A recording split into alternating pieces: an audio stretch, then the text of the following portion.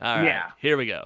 Ladies and gentlemen, joining me on the line this week from CinemaBlend.com, it is Mike Reyes. What's going on, Mike? I'm sorry. I shouldn't be stealing.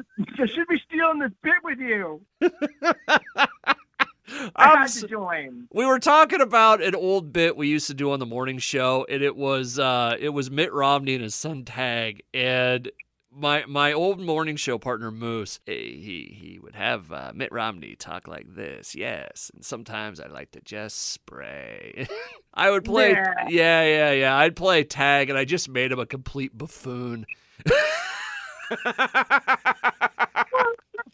Anyways, it's all good fun. Friends, joining me on the line as he does every Friday or Wednesday or whatever happened, day that we record. It's Mike Reyes from CinemaBlend.com, and he is a real human person that writes about movies professionally. He is not an AI. He is not a made-up character. Although you could, we've never actually met in person. You could be just some random dude that has a cell phone that's living underneath a bridge. Oh yeah. I just, I'm just ones and zeros beep boop here. You could, who knows? Maybe that keyboard noise in the background is just, for show. I don't know. I wish I knew how to do that noise from Mission Impossible Dead Reckoning Part 1, because there's this special noise that like signifies the presence of the entity. And it's just really cool, like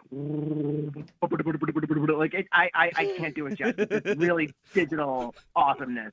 Who was the guy from Police Academy that did all the noises? Michael Winslow. Yes. I love him. I got to interview him at one time. He is fantastic. Really? Yeah, I don't remember what it was about or what we were. It's probably been 15 years. Yeah, it was. Yeah. Anyways, Mike, this week, Blue Beetle is probably the big movie, or at least the name movie coming out this week. Am I right in saying that? Yeah, I would think so. You've basically got that and Strays, and out of the two, Blue Beetle's the PG-13 comic book movie that's supposed to help further a cinematic universe and is very colorful. We will be doing a little bit of time travel this week. We will get to one, maybe two of those. Probably Blue Beetle. Blue Beetle, Bobby. Blue Beetle, Bobby. Oh, yeah, the guy that, quick side note, the guy that, John Hardwick. Yeah, that voiced Dale Gribble on King of the Hill passed away. Yeah, they police were asked to do a wellness check because people hadn't heard from him for days, and they found him dead in his residence. Apparently, he did record his role for the new revival. I don't know how much of it, but he did record some material for it, and it's really sad. And like that was his gig. Yeah. That was literally his resume as a performer. Like, apparently he started out as a stand-up comedian, and he made appearances on things like the Jon Stewart Show back in the MTV days. And then he caught the attention of Mike Judge and Greg Daniels when they were developing King of the Hill.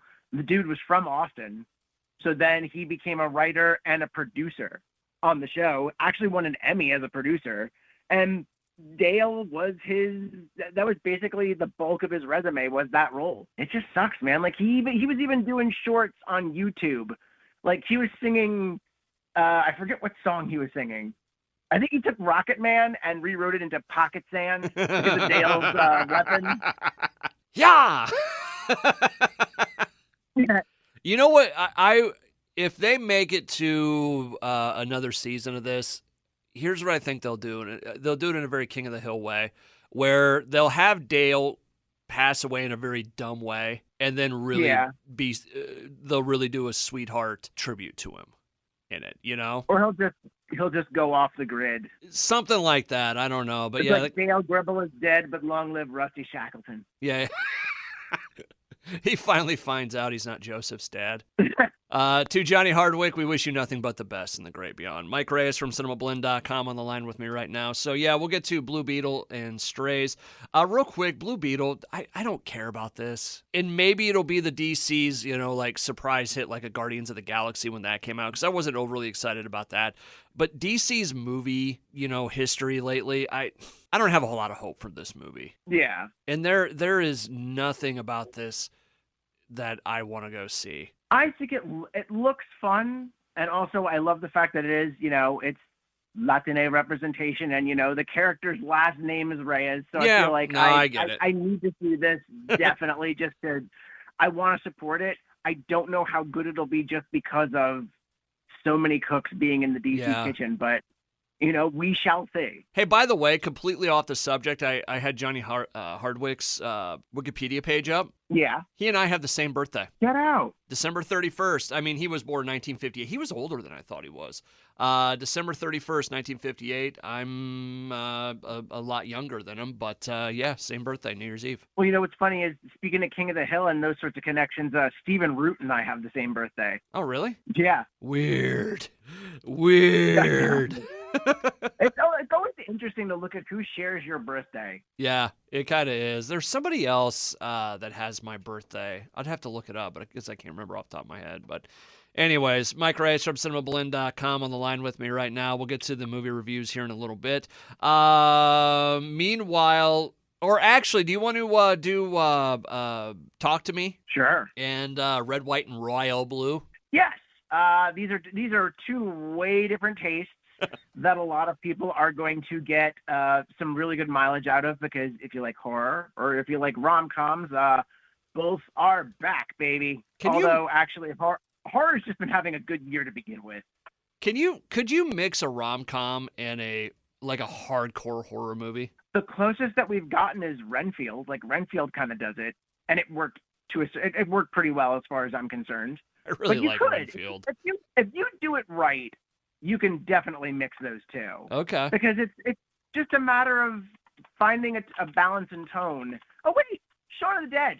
Okay, yeah, there is that too. Shaun of the Dead is definitely, that was a rom-com, and that's a movie that Edgar Wright definitely knows how to blend those tones and just make you real sad when doing it. Because I remember getting I remember getting to the end of that movie, and it's like you have 3 huge deaths, and each of them gut punch you in their own way. Yeah. All right, so talk to me, Mike. Oh, well, it's a beautiful sunny day here in central New Jersey, and I think it's going to be a little rainy, so you may want to bring in your pets and watch for any strays. Don't forget Garbage Day is tomorrow, and I believe the Monmouth County Fair has just passed us. Perfect.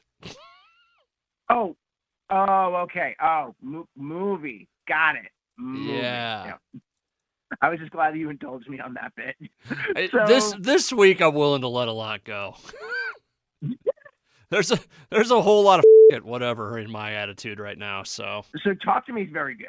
Talk to Me it has been very hyped by a lot of horror fans, and I finally, a buddy of mine, he set up a day. He and his wife are good friends of my wife and I, and they wanted to hang out, and he came up with the idea. It's like, you know what? The ladies can go see Barbie, because his wife had not seen Barbie yet. And he thought it'd be really cool if she went and saw it with my wife. And he's like, we'll watch they have a son at home. He's like, we'll watch the kid. And then when they get back, depending on what time it is, we'll go see Talk to Me. So they came back, and we ended up going to see Talk to Me. It is quite spectacular. Basic premise is some young kids are fooling around with this ceramic hand that connects you to the dead. It is like a hotline to the spirits. okay. And there's a whole ritual that needs to be followed. There are rules, there are guidelines, and of course things turn into a nightmare rather quickly. And oh man, I think it's an hour and a half. It's tight. It's lean and mean, high on atmosphere. They've already got a prequel apparently filmed, and they've got a follow-up. They basically, A24 pulled the Pearl again. They basically pulled the Pearl again, or an X again, where it's like they had Pearl waiting to be released, and then they ultimately said, we have a sequel, and then it's like, oh cool, we'll do a sequel. The movie is directed by Danny and Michael Philippou. Sorry if I pronounced your names incorrectly, gentlemen. I believe their YouTube channel is Raka Raka. They're YouTube phenoms that actually took this story, which was based off a short film by Daley Pearson, and you may not know him by name, but he plays Daryl, Thor's roommate in the Thor shorts. Oh, okay, I know exactly who you're talking about. So he created a short film, and then Danny Philippou and Bill Heinzman went and wrote a script to flesh it out. And then you get this beautiful, dark Australian horror film that just it's a damn beauty, like right up to the end. All right. Like it just yeah. I think you would be into it too because of the way that it treats the whole communicating with the other side thing. Like I know you're very much into paranormal things. Yeah. And it's just mysterious enough to tease you, but it gives you enough to work with to be afraid in certain scenarios. I was like, wait a minute, did they follow that rule? Did they do this? Did they do that? It's just on the balance where it's like it doesn't give you everything, but you get quite enough. All right. So talk to me. It's going to be a smash hit everywhere. It's already like this. It's already a smash hit. Well, this is just the estimated budget was $4.5 million. Okay. If you can very easily make that back if you're careful. And so far, the estimated, I think, at the worldwide gross is 36.5. Ah, they're almost there then. And honestly, right now with Halloween coming up and with the writer's strike possibly pushing other things away, actually, right now we're still in a good spot with scheduling. I just think this movie will have legs. Okay. And I'm wondering if releasing I don't know what the thresholds are, but I'm wondering if some studios are releasing horror movies now. Like some people are asking, why don't they wait until Halloween?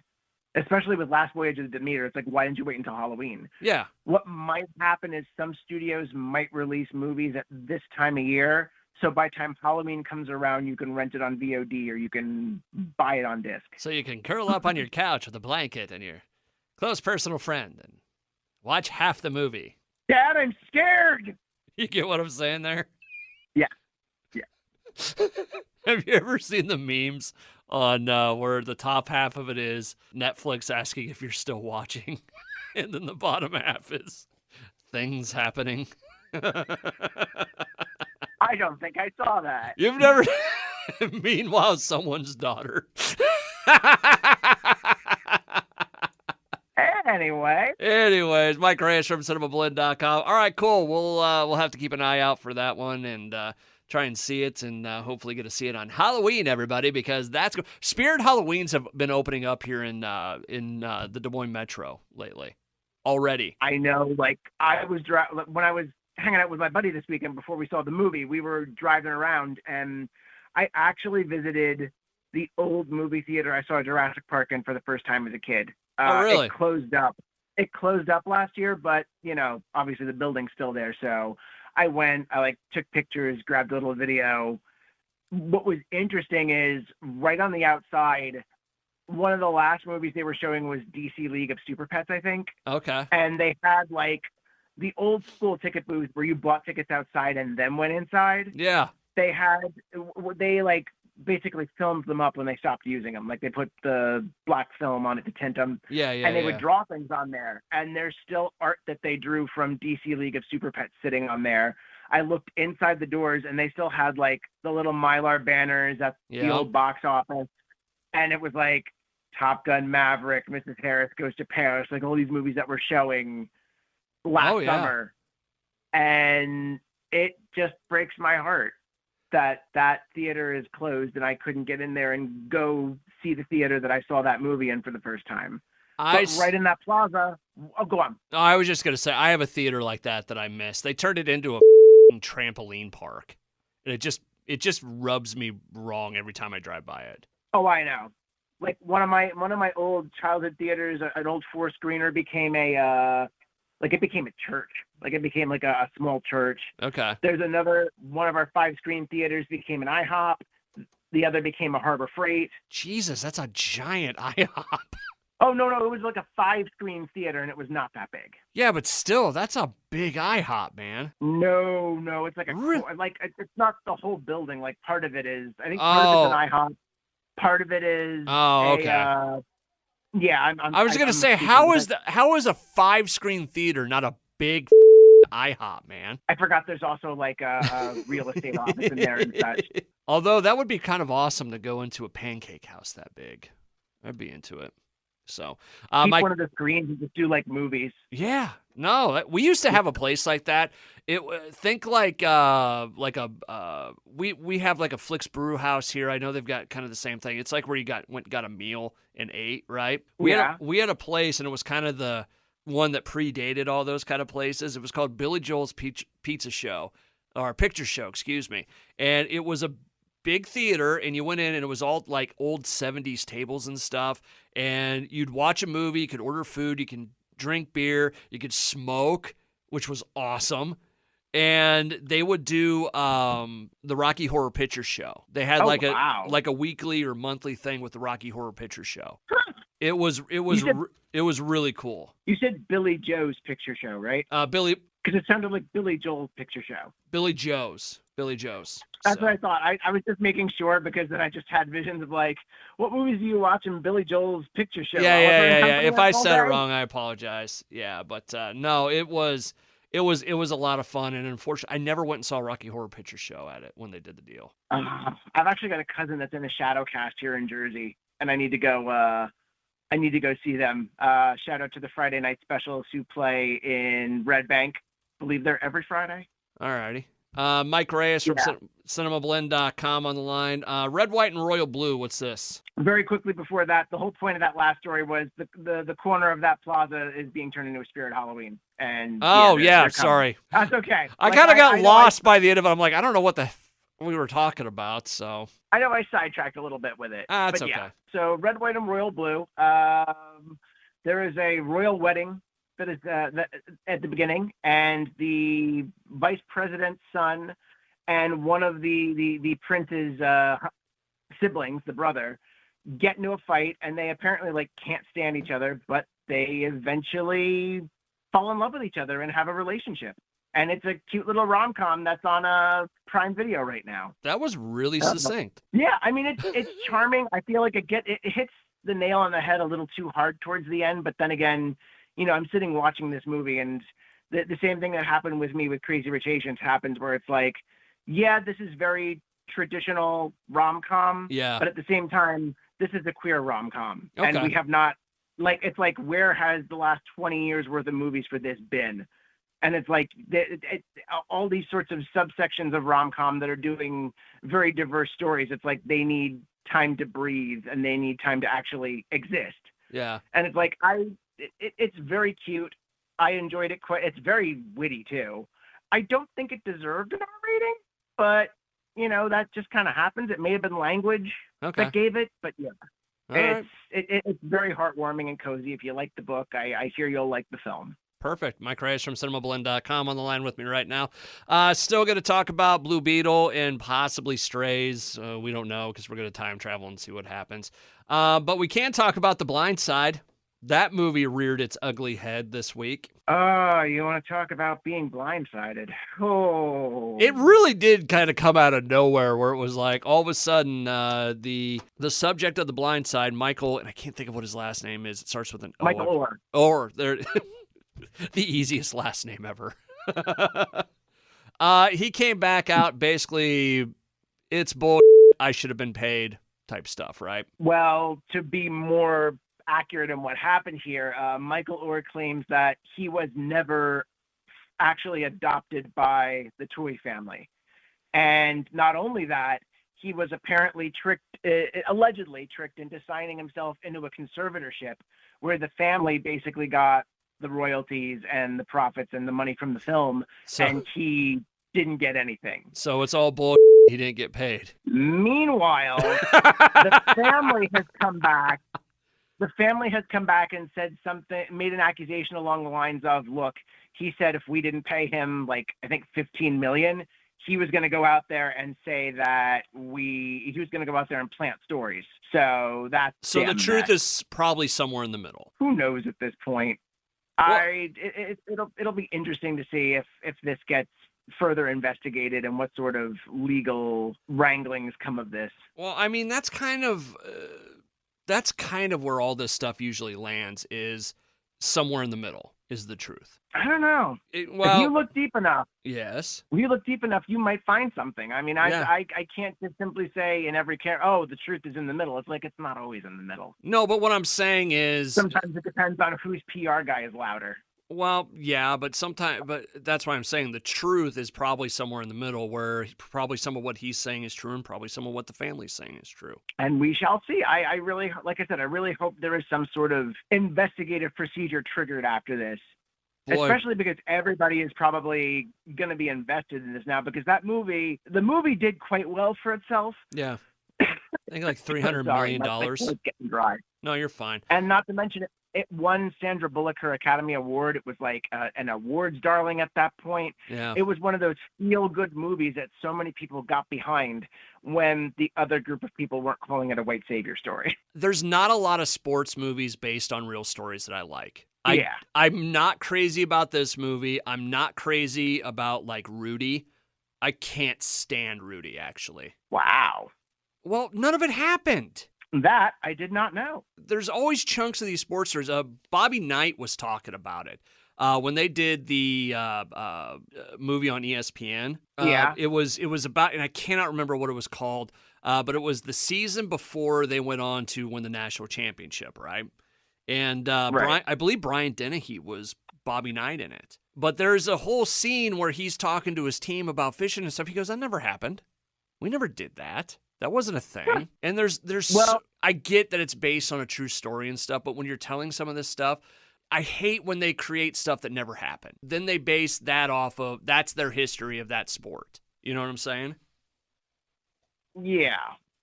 For some people, Michael Orr's story told as in Blindside is the only version of that story they've ever heard. And they think that's the gospel truth. Rudy, people think that that's the gospel truth of what happened in Notre Dame with Rudy and so on and so forth. And it's just, whenever I see these movies, I always, hey, it's a true story. Is it? Is it? Sorry, I'll get off my soapbox now.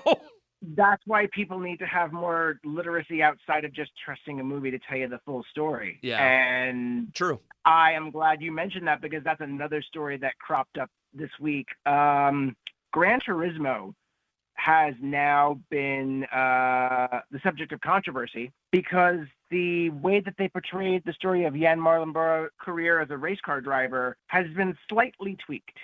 So the whole thing is, spoilers for Gran Turismo if you haven't seen it or don't know its history, but this is, an actual history you can read about, so I don't know how spoiling it is. There are two events that are big in Jan's career that they show in the film. And it's basically the order that things happen is he gets into this really bad accident that kills a spectator during one of his races. And then after that happens, the rest of the movie's about him sort of working up the courage to get back behind the wheel and to go race at Le Mans, where he and his team place in third. Because the whole thing is, these sim drivers, like they call them sim drivers. This is a whole bunch of video game racing enthusiasts that trained and went through an academy to become a race car driver. So they put up a team to go race at Le Mans. They place in third to show the world what they're made of. Yeah. The way it happened in real life was that Le Mans race was in 2013. The fatal accident for the spectator was in 2015. Yeah. And it may not have been as horrific an accident for Jan as it was shown in the film. It may not have been. Because the way they showed in the movie is like he's airlifted on a stretcher and it's a real dark moment of the soul moment. But according to the BBC reports, it was like, yeah, he got out of the car, they did some checks, and then he went to the hospital for further evaluation. And a lot of people some people are upset about the fact that it basically looks like they rearranged these events in a sort of manipulative fashion. Yeah. And what's even crazier about it is Jan not only was involved with the development of the movie from start to finish and was like, yeah, you should tell the story about the accident. Yeah. But he was also the stunt driver for basically playing himself. He's a stunt driver for his actor. Oh, that's awesome. So I like biopics. I like biographical dramas that tell a story cinematically about a real life. And going back to never going to go on. I was just gonna say, like that kind of thing in a movie is what drives me nuts. And I had to look it up again to get the exact quote. But Joe Montana, one of the best quarterbacks of all time, went to Notre Dame. Talking about Rudy, it's a movie, remember. Not all of it's true. The crowd wasn't chanting. Nobody threw their jerseys. He did get in the ball game. He got carried off after the team by the 3 biggest pranksters on the team. Yeah, well, who's laughing now? They don't have a movie. Joe Montana's Well, got who got the movie? 100 Super Bowl rings, but you know. Well, Joe Montana ultimately laughs over all of this because, he's Joe Montana. Like the picking order is Joe Montana, Rudy, pranksters. Like that's who laughed loudest in order from loudest to least loud. But so. I think we're on the same page on that. Oh, definitely. Like, don't believe everything you read or see in the movies. It's like I love Oppenheimer. Now I'm looking forward to reading as many books as I can to sort of parse out the reality of the whole thing. Yeah. Oh, yeah. And totally. also I always have a soft spot for Rudy in my heart because that was one of my late father-in-law's favorite movies, apparently. Yeah, I get why people like it. It's a great sports story, but it's a story. And when you base on a true story or whatever, I get it. That should be the caveat, but it just drives me nuts. I know, it's like great story, great movie, but you may want to do a little more digging if you want to learn about what really happened. So, anyways, Mike Reyes from CinemaBlend.com on the line with me right now talking about movies and such. Real quick, and just because we're getting long in the tooth, we still got to do some reviews here. The first trailer for Scott Pilgrim, the anime, came out today, as in Wednesday. Scott Pilgrim takes off. It looks beautiful. I don't remember how much of a Scott Pilgrim fan you are. I'm a huge. I love that movie. Oh my god! I really did. I thought it was great. I thought it was fantastic. Like I know I've seen some people that are like, I hate Scott Pilgrim, but my family and I, big fans. I cannot wait for this. You've got the animation style 100% accurate to the book, obviously, because it's animated. Yeah. You've got the creator, Brian Lee O'Malley. He helped develop and is co-writing the series. The whole cast is back to reprise their voices, like top to bottom, soup to nuts. Edgar Wright is helping produce it. You've got Anna Managuchi and Joseph Trapanese doing the music together, which Joseph Trapanese was an orchestrator on Tron Legacy and does fantastic electronic-based scores. Anna Managuchi does chiptune music, and they did the Scott Pilgrim video game when it was out back in the day. This is just a wonderful confluence of a remake done, or like maybe just based on a true story. Based on a true story of Scott Pilgrim, notorious serial killer. Have you ever seen that? It was either a gag or a deleted scene where like there was an ending proposed where at the end there was like a news report suggesting that Scott was a serial killer. I didn't see that. I'm going to have to find that for you. All right, find that for me. It looks perfect. I want to go back and reread the books. I want to go watch the movie again. I already reposted my interview with Edgar Wright from when we talked about the 10th anniversary on Twitter. Nice. This will be out on November 17th, 2023. It will be out for my birthday. I am so happy. This is just, what it reminds me of is Full Metal Alchemist, because the really funny thing was when they were doing the Scott Pilgrim movie, the books weren't finished yet. And eventually they went with a different ending, or they originally had him ending up with knives because they didn't have the ending yet. And then Brian Lee O'Malley basically gave them the ending, and they retooled it so that way Scott wound up with Ramona as it does in the book. And now, while that probably won't change, what will be interesting is I'm wondering if this is supposed to be one season doing all 7 books, or if they're going to go over time with seasons doing the various books, because I'm very curious what stuff they add back in. Because there's whole things like a trip to the beach and other, like, there was a giant mecha fight that they cut from the film.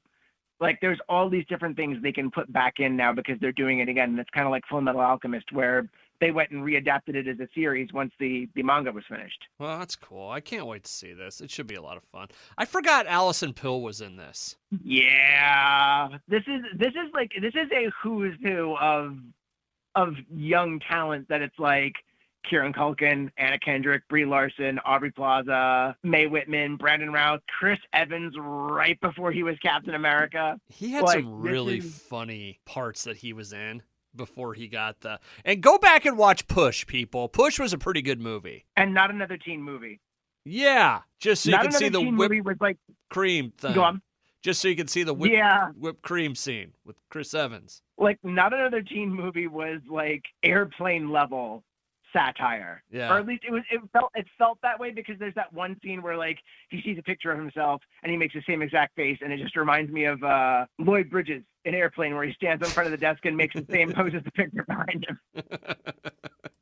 Mike Reyes from CinemaBlend.com. All right, Scott Pilgrim looks like it'll be awesome. Can't wait for it. We're going to do a little time travel here, and we'll be back with some reviews of some sort. I don't know what they'll be, but we'll find out together. All right, we've done a bit of time travel, and we have returned. Mike Reyes from CinemaBlend.com is on the line. And real quick, before we get to the movie reviews part of this, a very interesting Facebook memory popped up for me this morning. Do you know what popped up? Do you know what movie I watched? 12 years to the day ago for the first time? Paul. 12 years. Oh, Paul. I love that damn movie. It came up last week on the show, but I was just thumbing through the memory stuff this morning, and it's like, State Fair stuff. Paul, what? I think we had a huge conversation about this the other day off air. I'm just gonna put it out there again for all of our friends listening. This is the most Edgar Wright movie that Edgar Wright never made, and it is such a good movie that my dad, he doesn't rush out to buy movies anymore. Like he used to do that, like back in the day, in the VHS days, and then we built a pretty good collection off of it. And then over the years he kind of became more selective with what he bought, and I understand that. I kind of went through those fits and starts myself. My dad loved that movie so much he rushed and bought it when it came out on Blu-ray. Oh, that's awesome. He just really loved the vibe to it, and I can't blame him. I'm not going to eat a dead bird. Gross. That's a false economy, right? Yeah. Oh, it's so good. So much delicious quotability of that movie. And then, of course, the three breasted aliens, like, three breasts. Nice. Everybody. 3 boobs. Nice. It's 3 tits. And plus, unhinged Bill Hader out of nowhere. Like, that was, like, maybe one of the first signs where it's like, everybody knew Bill Hader from SNL at that point. And then he plays one of those government operatives. You think he's just going to be like, this goofy bastard. Yeah. And then just how vicious he gets towards the end. It's like, wow. Tell him you failed. I don't know where that's coming from. What? Tell him you failed. Just such a good movie. Yeah, it is. Mike Reyes from I can't speak. Yeah, no, we could probably do a whole 20 minutes just on Paul, but Mike Reyes from CinemaBlend.com on the line with me right now. All right, so the actual movie reviews for this week. What did you go see last night? I saw Blue Beetle. And? It's really good. Really? I don't know what it was going into this movie. Maybe I'm still burned by The Flash.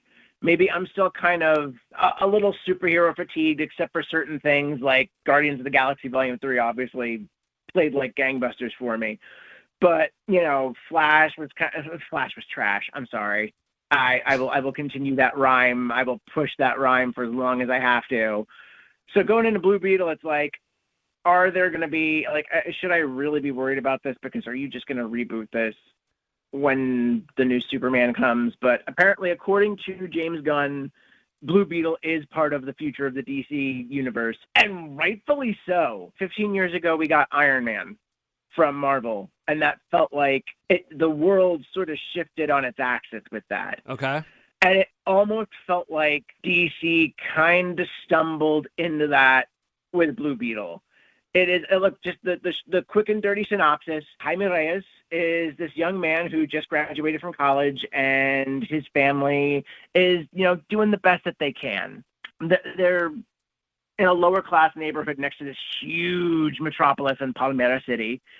And, they have dreams, they have hopes, they're a tight-knit family. He really wants to do all he can for them. Okay. He accidentally becomes a superhero and stumbles into a lot of stuff that he didn't know about. And I think that's all you really need to know to go see this. It just has a big beating heart to the center of it. And this movie lives and dies by its characters. It's not, if you're really talking about a superhero plot, it's a good superhero plot. Okay. It's not exactly there's only so much you can do to make these movies new. Yeah.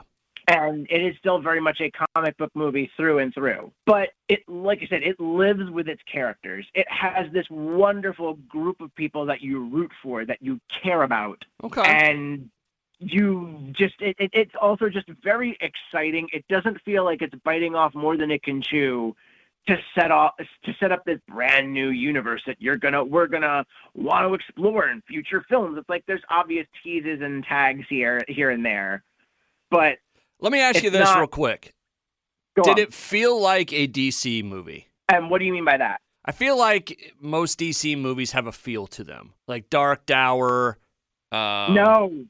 No, this was not dark and dour. This is colorful. It gets sad at times, but it's colorful. It's definitely inspiring. Like, it's wonderful to see this family band together, and everybody gets their own moment. Okay. Like, it's always a temptation with, like, the hero to sort of stand alone and try to protect them, and it's like, you guys stay over here. I got to do this. But the family is like, no, we're helping. We always stick together, and we always work this stuff out. And for something that was originally supposed to be a streaming original, I'm glad that this went to theaters. It did not feel like a streaming original. Okay. Like, you watched, like, I hate to say it, Haunted Mansion felt like a Disney Plus original. Okay. Like, you just get a sort of vibe to it where it's like, you tried, but on the other hand, it didn't feel very cinematic. Yeah. This was cinematic and just very colorful, a great 80s synth-inspired score. Solo Madueña is a fantastic. Jaime Reyes. George Lopez steals so much of this movie when he's on screen because he plays like this he's almost like a Mexican Tony Stark. Like, he builds all these inventions. Okay. And he has all these one-liners, and he's just everybody's fantastic in this movie. But George Lopez is like, it's cool to see that dude just stealing this comic book movie and being big. That's one of those instant things you said it. I could absolutely 100% picture that in my head. And also just wonderful lines. Like, they're talking about Batman at one point, and he's like, Batman is a fascist. Just wonderful. It feels great to see this. It felt more like an early Marvel movie than a DC movie. Because, again, it's sort of with the Iron Man comparison, not just because, it's someone in a suit of armor flying around saving the world. It really felt like a more modest, focused movie that has an emotional core to it, that has characters you like spending time with. And yeah, we could go other places with this. We can build off of this. But it didn't forget to be ground zero, story number one. And it's not trying to throw all this stuff at you to catch up with.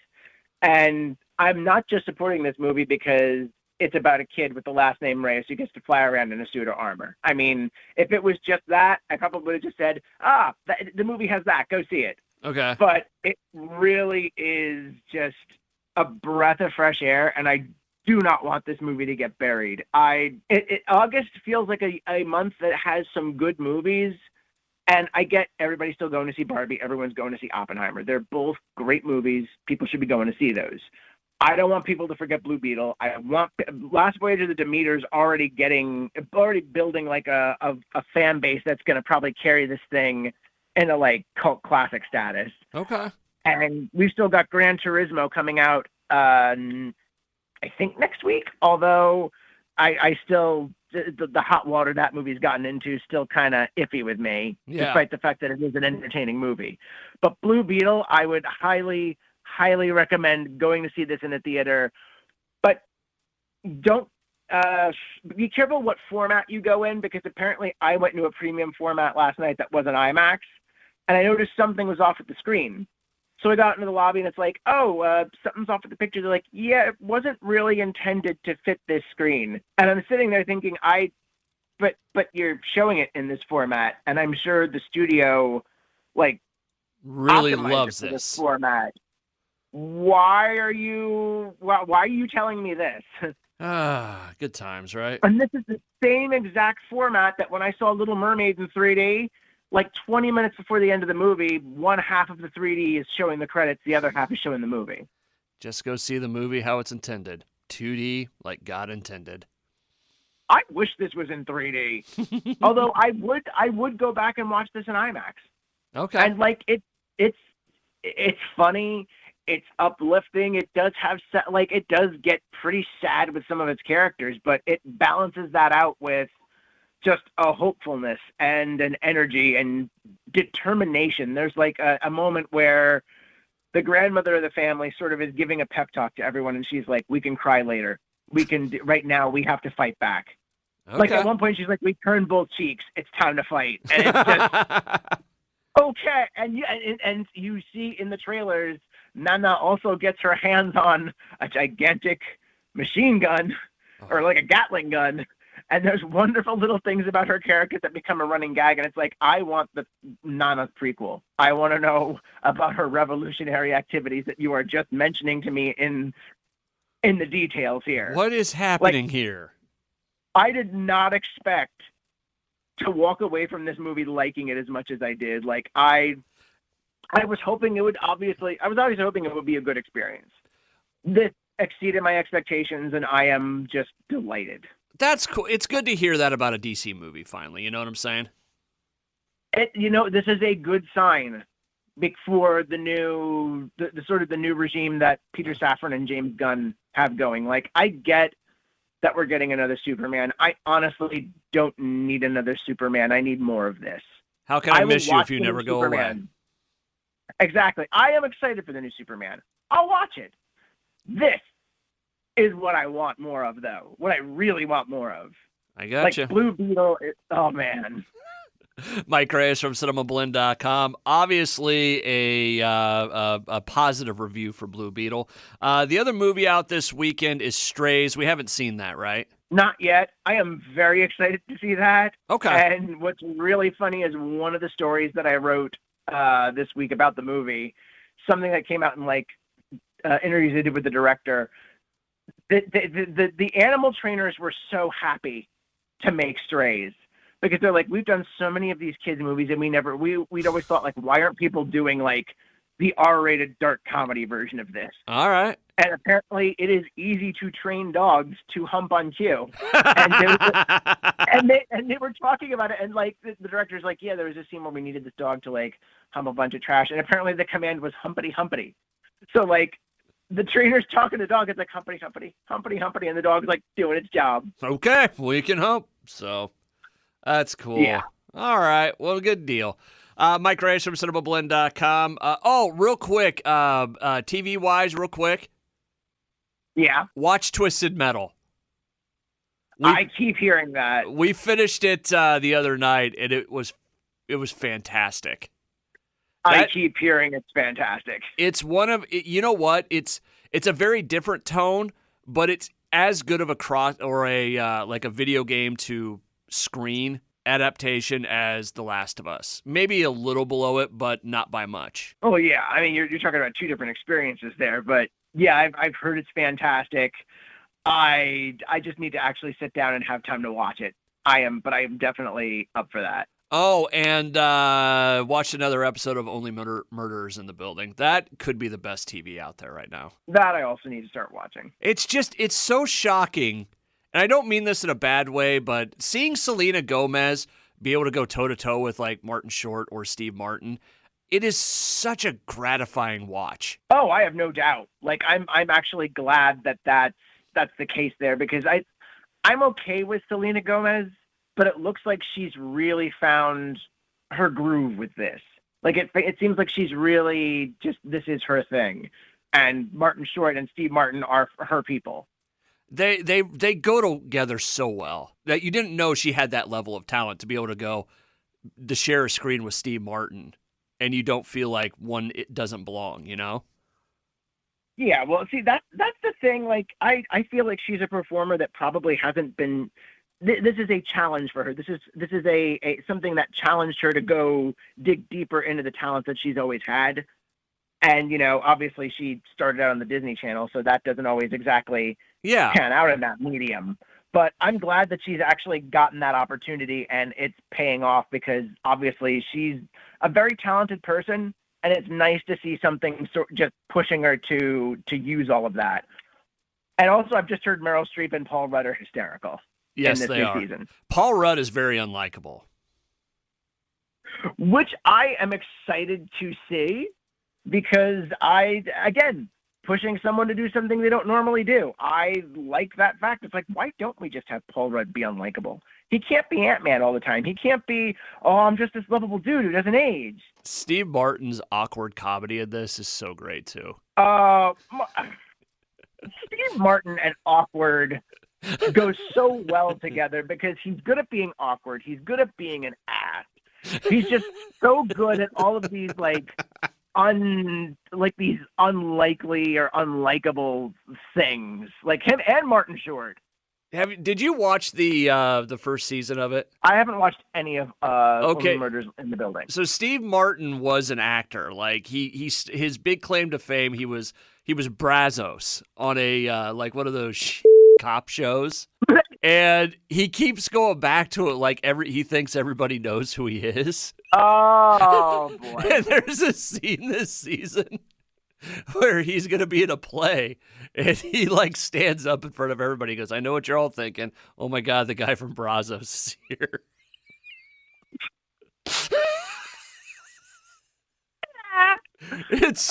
Man, it's so well done. But anyways, Twisted Metal, Only Murders in the Building. Those are my recommendations if you can't get to the big screen this weekend. Mike Reyes from CinemaBlend.com joins me every week on the show to talk about movies. Mike, we'll let you get back to your day. Thank you so much, man. Oh, no problem. And before we go, since we kind of borked it the last time, 1, 2, 3, 4! Sex Bomb! We are Sex Bomb, and we're here to make you feel sad and think about death and stuff.